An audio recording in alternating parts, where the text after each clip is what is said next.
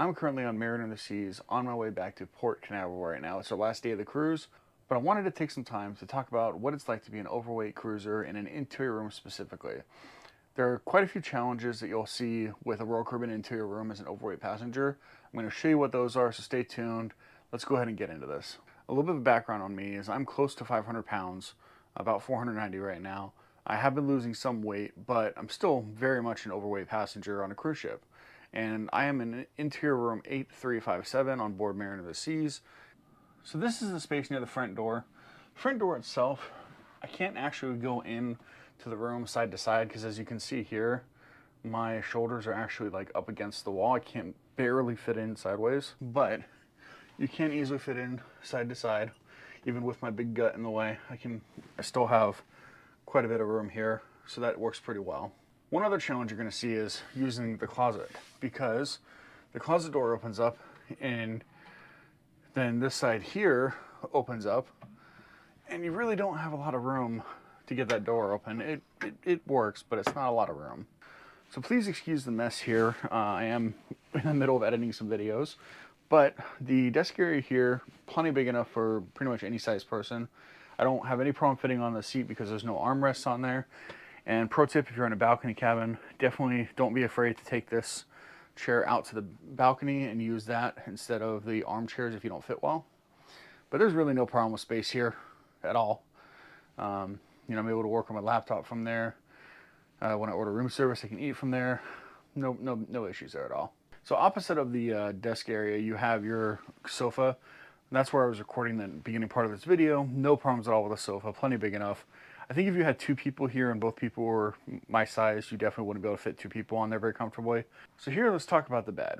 Now, there's a few challenges with this.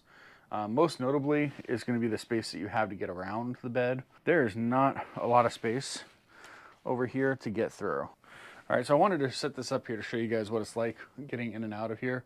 So for me to get in and out, I literally have to like lift my leg up and over, and it's very, very tight. Very hard to do. And this is where the phone is over here. So when I get in and out of the bed, I'm actually, instead of doing this where I'm like going around the corner, most of the time, I just do this instead. Get on the bed this way, go to sleep. The bed's plenty big enough for myself, so that's not a problem. Because of the lack of size to get around the side, a lot of times I will get out of bed like this and just kind of scoot my way down. So I think somebody my size or similar size that had more mobility issues would really struggle with getting out of the bed like that. The only other thing I can think of to kind of get around that is maybe ask to have a nightstand removed and have the bed pushed up against one side of the wall if you're traveling solo. Let's go and show you the bathroom, because that is the part that is the most difficult to kind of use in the room. So let's go and take a look over there. All right, so this is the bathroom door here. It's very tight to get into the bathroom in general.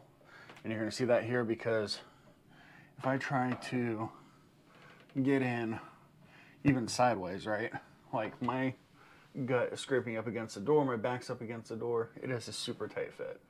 Once you're in the bathroom, it's not as bad. You don't have a ton of space in here.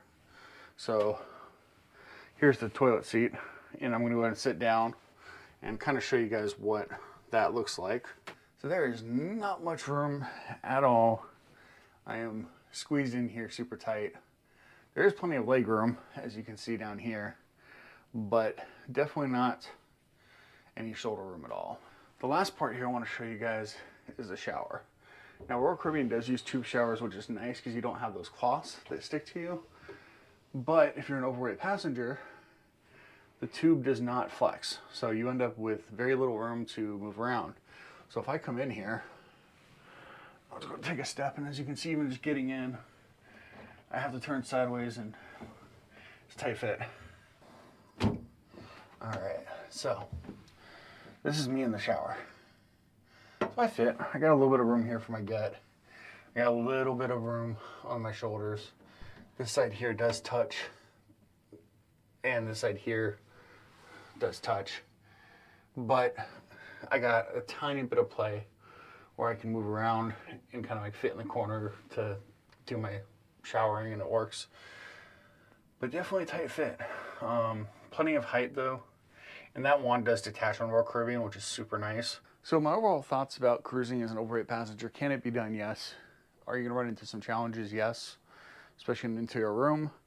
Some of the main differences between this room and, say, like a balcony that you're going to have is that with a balcony, your bed is actually not going to be spaced like this. Instead, your bed is going to be turned sideways, and then you're going to have room to walk past on the front of it to get to your balcony. So if you have a junior suite, you have even more space available to you, and I have a video of what a junior suite tour looks like. But hey, I appreciate you guys watching the video today. Definitely come enjoy the cruises if you want to go on them. Just be prepared, bring things to help you out if you need it. Talk to the cruise staff. Don't be afraid to ask the cruise staff for help with certain things. Enjoy your cruise if you guys take one, or if you're thinking about taking one. If you have any questions, leave them down below. I would do my best to answer any questions that you guys have. And that's all for today. So I got to start packing because it's the end of the cruise, but I appreciate you guys watching, and I will talk to you guys later. You guys have a good one.